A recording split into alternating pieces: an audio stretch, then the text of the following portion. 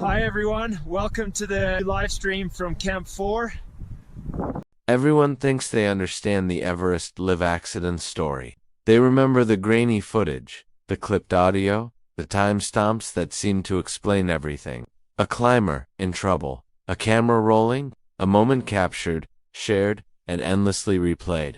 In the public imagination, that was the whole story, tragic but complete. It wasn't, because what the camera showed was never the event itself. It was only the final surface ripple of a much longer, quieter collapse. Andrew Irvine was 36 years old, British, a trained engineer, methodical.com, the kind of climber who trusted systems more than instincts. In 2024, on Everest, he carried something that seemed almost symbolic in its simplicity. A Kodak vest, pocket camera, lightweight, mechanical, reliable. He intended to document the climb, not perform it. No live commentary, no dramatics, just evidence. When the footage began circulating, the narrative locked into place almost immediately. Viewers believed they were witnessing a singular failure moment when the mountain suddenly turned hostile. A mistake made too high, too late. But Everest rarely works that way. What wasn't shown were the decisions made days earlier, the compromises that felt reasonable at the time, the signals that registered as discomfort, not danger. The way hypoxia erodes judgment so slowly that climbers mistake deterioration for discipline. The mountain doesn't announce the moment you cross the line. It lets you walk past it. Tonight, we are not here to replay what you've already seen. We are here to examine what the camera missed, what it couldn't record. The hidden sequence that turned a controlled ascent into a disappearance. This is not a story about spectacle. It's a story about accumulation. And on this channel, Bin Stories, that is where the truth on Everest usually lives. Because on this mountain, the most dangerous moments often look ordinary. To understand how Andrew Irvine vanished, you have to move backward away from the summit ridge, and away from the footage that later defined him. Days before the climb, nothing looked abnormal. Weather models showed a narrow but acceptable window. Winds at the South Col were forecast to dip just low enough to justify a push. This was not reckless optimism, it was conditional confidence, the kind Everest teams rely on every season. Irvine fit the profile of a climber who inspired trust. He wasn't chasing records, he wasn't broadcasting his suffering.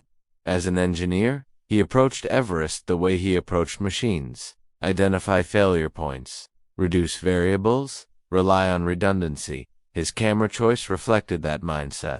The Kodak vest pocket was not glamorous, but it didn't freeze batteries, didn't rely on unstable software, and didn't demand attention when attention was scarce. But Everest punishes subtlety. During acclimatization rotations, Irvine began experiencing mild coordination issues, nothing dramatic. Slight delays when clipping lines, longer pauses before responding on the radio. In isolation, none of it triggered alarms. At altitude, everyone moves slower, everyone sounds tired. The mountain normalizes dysfunction. What mattered was not the symptom, but the timing. The summit push began later than planned. Not dangerously late, but late enough to compress margins. Oxygen consumption increased. Waiting times at fixed lines stretched. Every delay forced small recalculations, turnaround times adjusted. Energy budgets revised mentally rather than verbally. On camera, these recalculations don't exist. By the time Irvine reached the upper sections, wind was already beginning to shear across the ridge. Not violently, just enough to cool exposed skin faster than expected, just enough to increase oxygen draw. Hypoxia doesn't arrive like a wave, it seeps in, diluting decision-making while preserving confidence. Radio communication became fragmented, not lost, just imperfect. Messages repeated, acknowledgments delayed. In high-altitude climbing, clarity is safety. Ambiguity is debt. Irvine continued upward, still functional, still filming. From the outside, this reads as commitment. From the inside, it feels like momentum, an invisible force that becomes harder to resist the closer you get to the top. This is the part the audience never sees. Not failure, but drift. The slow sliding of a system out of alignment, one reasonable choice at a time. And by the time the camera began recording what would later circulate worldwide, the outcome was already narrowing. By the time Andrew Irvine stepped onto the final approach, the climb had already changed character. Above 8,000 meters, Everest stops behaving like a mountain and starts behaving like a filter. It strips away precision first, then judgment. Strength is usually the last thing to go, which is why so many climbers believe they are still capable long after they are not. Irvine reached the upper ridge, moving slower than expected, but not slow enough to force intervention. That distinction matters. On Everest, rescues are rarely triggered by concern, they are triggered by certainty, and certainty almost never arrives in time. The footage later labeled a live accident begins here, but the recording itself is misleading. The camera captures motion, not cognition. It shows balance, not perception. Irvine appears upright. He appears deliberate. To an untrained viewer, he looks tired but intact. What the camera cannot show is what hypoxia does to sequencing. Tasks that once occurred in parallel breathing, stepping, scanning, communicating begin to queue instead. One action must finish before the next can start. The result is a climber who appears calm while internally falling behind reality. Wind along the ridge increased in short, violent pulses. Not sustained enough to justify retreat, but disruptive enough to interrupt rhythm. Each gust forced microstops, each stop drained oxygen. Each pause reinforced the instinct to continue, because stopping felt worse than moving. Somewhere in this zone, a minor equipment issue emerged. Not a catastrophic failure. A strap that wouldn't settle correctly. A glove adjustment that took too long. Small problems at sea level. At altitude, they become decision traps. Fix it now, or ignore it, and move on. Both choices carry risk. Hypoxia favors momentum. Irvine chose to move. Radio contact during this phase was inconsistent. Messages reached him late or partially. He responded when prompted, but with increasing delay. No one heard panic. No one heard distress. That absence would later be misread as control. Then came the quiet shift. The moment experts recognize only in hindsight, his pace slowed below the threshold where descent margins remained survivable. Not abruptly, gradually, the most dangerous way possible. From the outside, nothing had gone wrong yet. From the inside, the system was already failing. The summit was no longer the objective, it had become an obligation. This is one of Everest's least discussed traps, the moment when turning around feels less rational than continuing, even when the math no longer works. Irvine was now operating inside that space. Not because he was reckless, but because every signal he received was incomplete. When he finally stopped moving for longer than expected, it did not look like collapse. It looked like assessment. A climber standing still on Everest does not automatically read as a problem. Sometimes it means waiting for wind to pass. Sometimes it means clearing a mental backlog. Sometimes it means nothing at all. But stillness at that altitude is never neutral. The cold began reclaiming time. Fingers stiffened inside gloves. Fine motor control degraded further. Simple tasks, adjusting oxygen flow, securing a strap, checking a gauge required focus he no longer had in reserve. Hypoxia doesn't remove intelligence. It removes bandwidth. The camera continued to record. This is where the public narrative hardens into myth. Viewers later saw a man who appeared conscious, upright, present. They assumed options still existed. They assumed help was minutes away. In reality, the window had already closed. Sherpa teams lower on the route received fragmented updates. No single transmission sounded catastrophic, but taken together, they formed a pattern that experienced climbers recognize immediately. Delayed responses, vague confirmations, no proactive communication. The mountain was isolating Irvine without disconnecting him entirely, a far more dangerous condition. Attempts to coordinate assistance stalled on logistics. Distance, altitude, oxygen limits. No one refused to help. No one hesitated.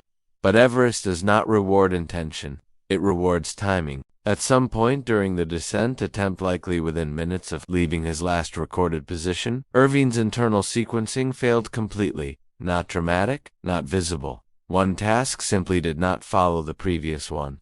He paused when he needed to move. He adjusted when he needed to descend. The mountain does not forgive hesitation. When he finally disappeared from view, there was no single moment that could be identified as the fatal mistake. That absence is what makes this kind of loss so unsettling. No scream, no fall, caught on camera. Just a climber stepping beyond the edge of recoverability without realizing it. By the time teams retraced the route, the environment had already begun erasing evidence. Snow shifts, wind redistributes. Everest is meticulous about removing witnesses. The camera was never recovered, and with it, the last unfiltered record of what actually happened vanished into the mountain's long memory. In the days that followed, the mountain returned to its routines. Routes reopened, weather windows shifted. New climbers arrived carrying fresh expectations. Everest does not pause for mourning, and it does not offer explanations. What remained of Andrew Irvine's presence existed only in fragments, radio logs, second-hand observations, and the footage that ended too early to answer the questions it raised. Public reaction hardened quickly. Commentators searched for a single error to anchor the story. Why was he still climbing? Why didn't he turn back sooner? Why didn't anyone reach him in time? These questions assume a clarity that does not exist above 8,000 meters. Internal reviews painted a quieter picture. There was no dramatic violation of protocol, no ignored order, no sudden weather collapse. Instead, investigators described a narrowing corridor of options, a climb that remained technically possible long after it had ceased to be survivable. The difference between those two states is subtle and fatal. Experienced mountaineers recognized the pattern immediately. Irvine did not die because of one bad decision. He died because of many reasonable ones made under deteriorating cognitive conditions. Each choice, defensible on its own, compounded the next. By the time the danger was obvious, it was no longer reversible. The missing camera became a symbol in itself. Some believed it would have revealed a hidden mechanical failure. Others hoped it might clarify whether Irvine understood the severity of his condition, but seasoned climbers were less optimistic. They knew what the footage would likely show. Ordinariness, small pauses, slow movements, nothing that looks dramatic enough to justify retreat until retreat is no longer possible. For the Sherpa teams involved, the aftermath was heavy and largely unspoken. High-altitude rescue leaves little room for closure. You do what the mountain allows, then you live with what it denies.